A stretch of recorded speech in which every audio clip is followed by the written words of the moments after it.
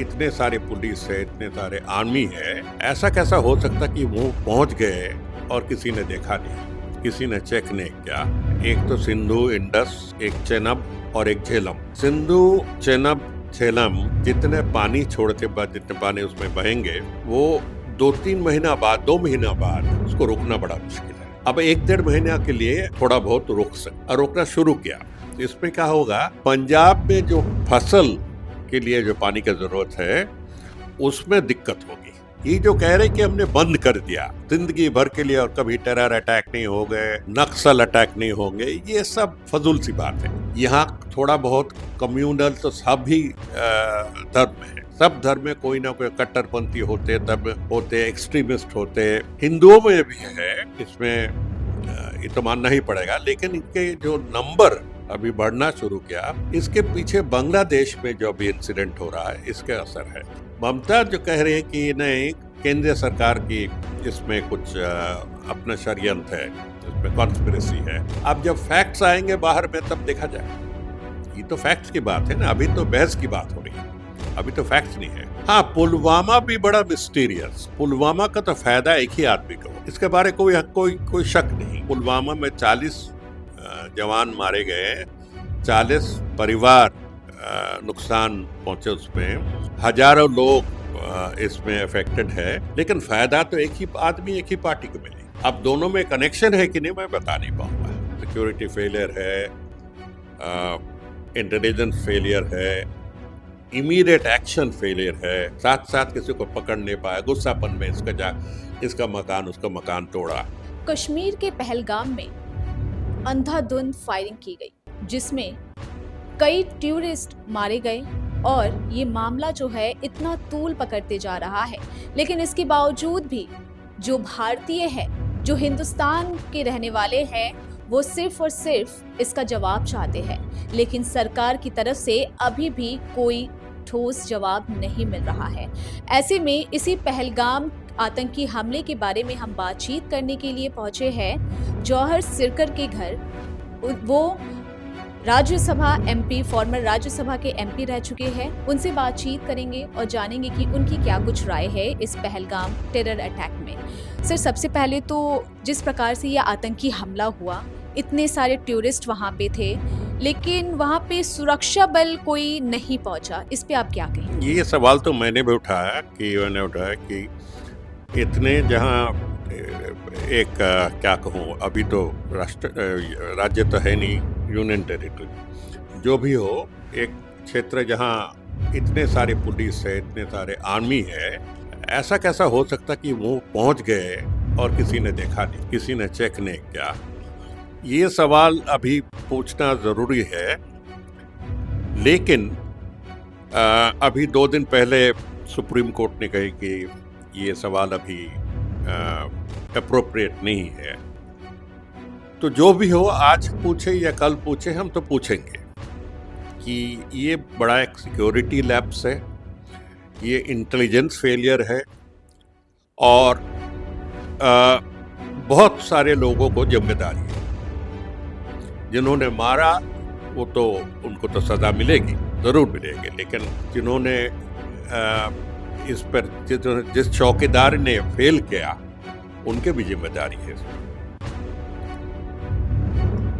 Sir, जिस प्रकार से ये कहा जा रहा है कि पाकिस्तान इस हमले के पीछे है, सबकी नज़र जो है पाकिस्तान पे बनी हुई है, सिंधु का पानी बोल रही है कि सरकार उसे रोक देगी, क्या लग रहा है कि ये सब करके कोई फ़ायदा है या फिर सिर्फ और सिर्फ सरकार जो है वो जुमला कर रही है? नहीं, ये पाकिस्तान हो भी सकता है, इसमें ज़्यादा तरफ से चांस है कि पाकिस्तान के है, क्योंकि पाकिस्तान के अंदर के हाल इतनी ही खराब है अभी। They need a distraction also.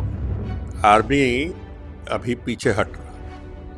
अगर आर्मी को आम जनता के साथ रहना है तो ऐसा एक आतंक, ऐसा एक माहौल की ज़रूरत है कि कौम के लिए, राष्ट्र के लिए हमें एक होना चाहिए। हिंदुस्तान हम पर हमला किया, ऐसा एक माहौल तैयार करने चाहते हैं। 90% chances that Pakistan is fully involve in it. Sir, तो पानी रोका जा रहा है तो इससे क्या कोई असर पड़ेगा? देखिए, पानी रोकना बड़ा मुश्किल है। तीन जो नदी हमारे इसमें इस डिबेट में आ गए, एक तो सिंधु, इंडस, एक चेनाब और एक झेलम। सिंधु, चेनाब, झेलम जितने पानी छोड़ते बाद, जितने पानी उसमें बहेंगे, वो 2-3 महीना बाद, 2 महीना बाद उसको रोकना बड़ा मुश्किल है। अब 1-1.5 महीना के लिए थोड़ा बहुत रोक सकते हैं, और रोकना शुरू किया। इसमें क्या होगा, पंजाब में जो फसल के लिए जो पानी की जरूरत है उसमें दिक्कत होगी पंजाब में। और पंजाब में जब पानी नहीं मिलेगा, पंजाब सिंध को नहीं देंगे, पंजाब और सिंध के बीच झगड़ा लगेगा। बस इतना ही नुकसान करा, इससे ज्यादा नुकसान अभी नहीं कर पाएंगे।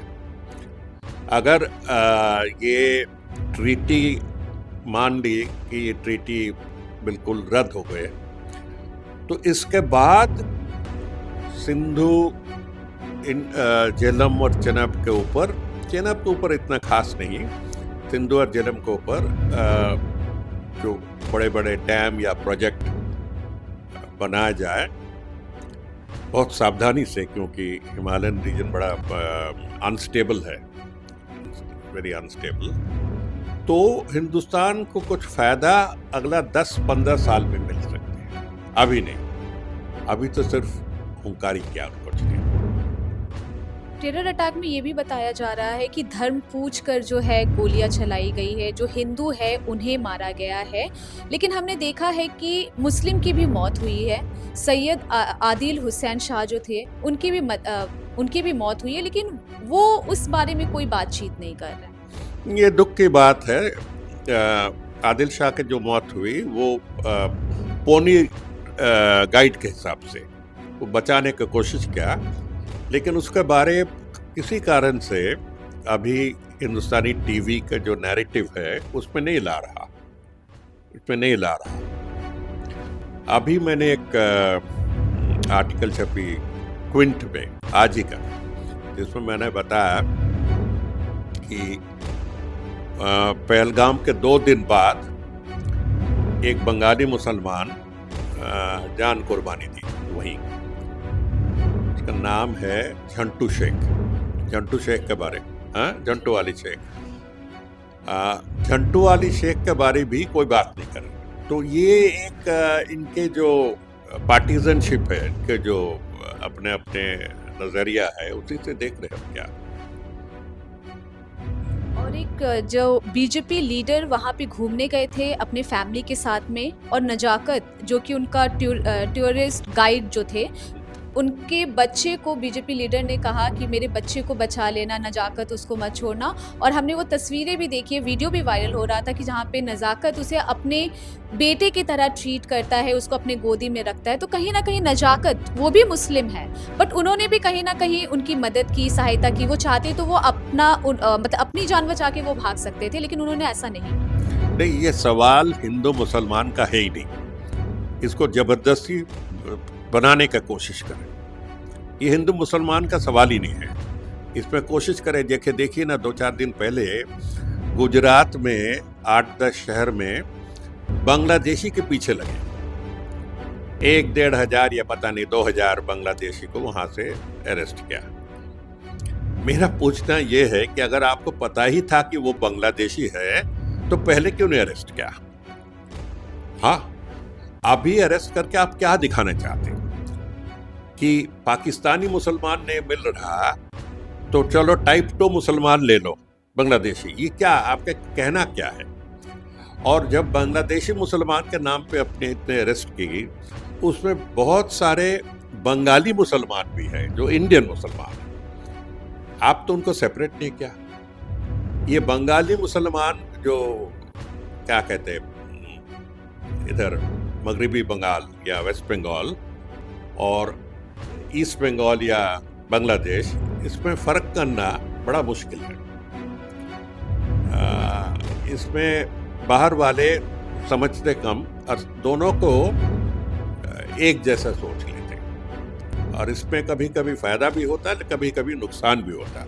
नुकसान ही ज़्यादा होता है, क्योंकि बेचारा इंडियन सिटीज़न बंगाल में 3 करोड़ के आसपास मुसलमान हैं जो बंगाली मुसलमान कहते हैं अपने आप को। 3 करोड़, और मान लीजिए कुछ कुछ लाख है, 10-15 लाख जो उर्दू मुसलमान हैं। तो बंगाली मुसलमान में ये मुश्किल है कि बंगला में बात करते हैं, इनके खाने, आदत, पोशाक सब एक जैसा है, तो दोनों में डिफरेंशिएट करना बड़ा मुश्किल हो जाता है। ये और क्या। सरकार ने ये कहा था कि नोटबंदी के बाद आर्टिकल 370 हटाने के बाद आतंकवाद जो है वो प्रवेश नहीं कर पाएंगे, लेकिन उसके बावजूद भी इतना बड़ा टेरर अटैक हो जाता है। नहीं, ये टेरर अटैक बहुत ही दुख की बात है, लेकिन टेरर अटैक रोकना इतने आसान भी नहीं। सही कहे, ये जो कह रहे कि हमने बंद कर दिया जिंदगी भर के लिए और कभी टेरर अटैक नहीं हो गए, नक्सल अटैक नहीं होंगे, ये सब फजूल सी बात है। ये सब अपने कहने के लिए कहते हैं। ये जुमला वाली सरकार है, याद रखना। ये सरकार सच से ज्यादा जुमला बोलते हैं। ये जुमला वाली सरकार है, इतना जल्दी तो रोक नहीं पाएंगे। बार बार जो है ऐसा देखा जा रहा है, कोलकाता के सड़कों पर हिंदू सुरक्षा मंच की तरफ से भी रैली निकाली जा रही है, जहां पे हिंदू हिंदू भाई भाई के नारे लगाए जा रहे हैं, जबकि इंडिया जो है सेकुलर कंट्री है। इस पे आप क्या बोलेंगे? इस स्टेट में भी अभी फैलना शुरू किया, और इसके लिए थोड़ा बहुत जिम्मेदारी तो बांग्लादेश की भी है। बांग्लादेश में जो शुरू किया भी, उसका असर यहाँ थोड़ा बहुत कम्युनल तो सभी धर्म में है। सब धर्म में कोई ना कोई कट्टरपंथी होते, एक्सट्रीमिस्ट होते, हिंदुओं में भी है। इसमें ये तो मानना ही पड़ेगा, लेकिन इनके जो नंबर अभी बढ़ना शुरू किया। अब बांग्लादेश कह सकते कि हमारे यहाँ जो इंसिडेंट हो रहा, हिंदुस्तान में जैसा माइनॉरिटी को पिटाई दे रही है, उसी पर असर हो रहा। तो ये खेल जमाना चाहते हैं। एक्सट्रीमिस्ट का खेल ये है दोनों तरफ कि उन्होंने पहले मारा, वो चाहे पाकिस्तान हो या इंडिया हो या बांग्लादेश हो। वहाँ के एक्सट्रीमिस्ट जो है, वहाँ के पाकिस्तान में आर्मी में एक्सट्रीमिस्ट है। ये जो क्या नाम, जो ये आतंकवाद, महाआतंकवाद, क्या नाम, सैयद, क्या नाम अभी याद नहीं, जो भी हो। तो ये लोग चाहते कि इसी पर, नफरत पर अपने कारोबारी चलाए। ये जो मुर्शिदाबाद वाली भी जो घटना हुई थी, जहाँ पे बार बार यही कहा जा रहा है कि हिंदुओं के घरों पर और दुकानों पे हमला किया गया है, तो इसमें क्या लगता है कि ये केंद्र सरकार की कोई साजिश है या फिर ममता बनर्जी की फेलियर है? मुझे तो लगता है ज्यादा तरफ से ममता बनर्जी की फेलियर है।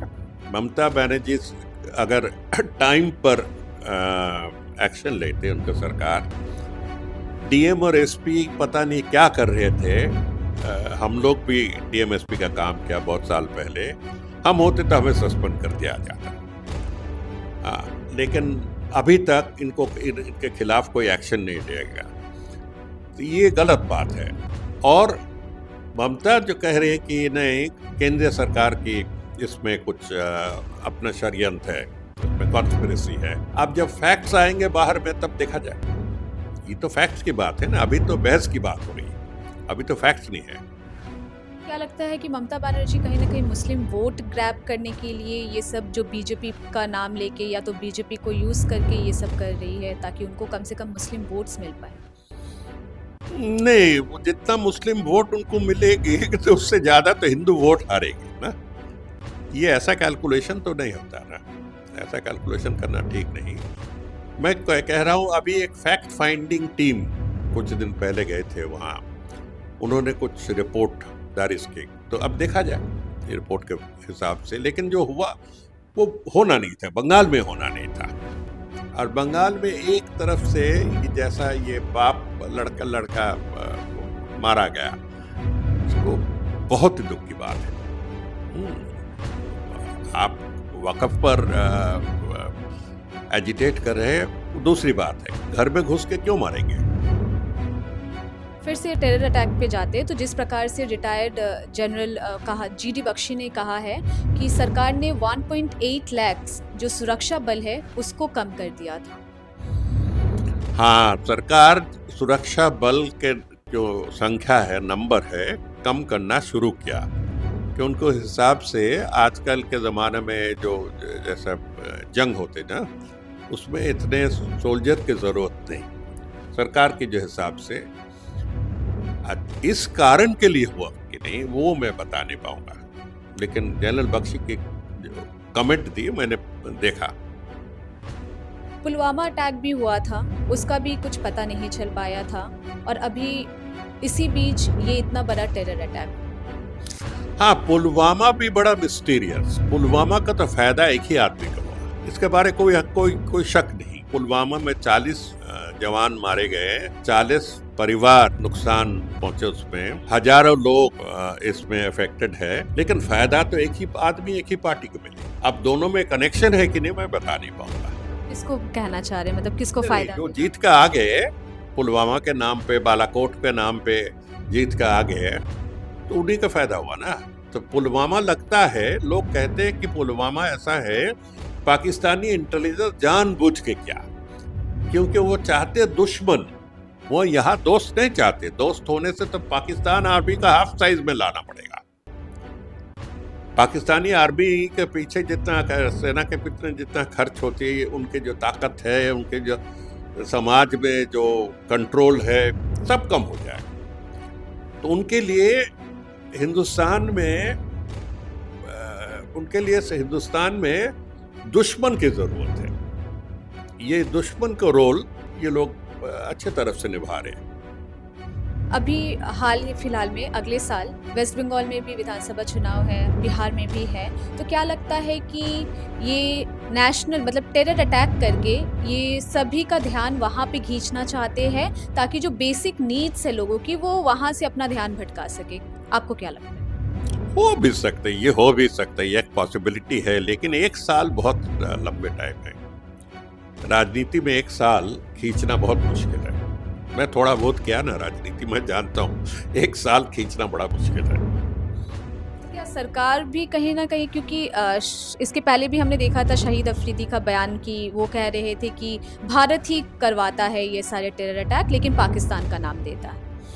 ये तो मैं कह नहीं पाऊंगा, ये that is a very serious allegation. ये जो इन्होंने कहा ये बड़ा सीरियस है। जो कहते हैं उनको फैक्ट लाना पड़ेगा, सबूत लाना पड़ेगा। कहना तो खुले आम बाजार में कह जो मर्जी लोग कहते, और जो ज्यादा कहते हैं बाजार में खड़े खड़े उनको पागल बोलते हैं। तो कहना तो ठीक है, कहना तो उनके लिए है, लेकिन सबूत कहाँ से लाना पड़ेगा। ममता बनर्जी भी कह रही है कि अमित शाह का इसमें दोष है, इंटेलिजेंस फेलियर है, गवर्नमेंट फेलियर है। वो तो मैंने कहा, मैं भी कहा ना इसमें इंटेलिजेंस फेलियर है। वो अमित शाह के फेलियर है ना और कोई शाह के फेलियर है, मैं नहीं जानता हूँ, लेकिन इंटेलिजेंस के जो चार्ज में है उन्होंने फेल की। इंटेलिजेंस फेल किया, सिक्योरिटी चेकिंग में फेल किया। सिक्योरिटी अभी वो उनके राज्य सरकार की सिक्योरिटी है, लोकल सिक्योरिटी है ना केंद्रीय सिक्योरिटी है, वो मैं नहीं कह सकूं, लेकिन सिक्योरिटी फेलियर है। सिक्योरिटी फेलियर है, इंटेलिजेंस फेलियर है, इमीडिएट एक्शन फेलियर है, साथ साथ किसी को पकड़ नहीं पाया, गुस्सापन में इसका मकान उसका मकान तोड़ा, बस। क्या लग रहा है कि भारत इसका करारा जवाब ले पाएगा आगे? वो तो मैं कह नहीं पाऊंगा।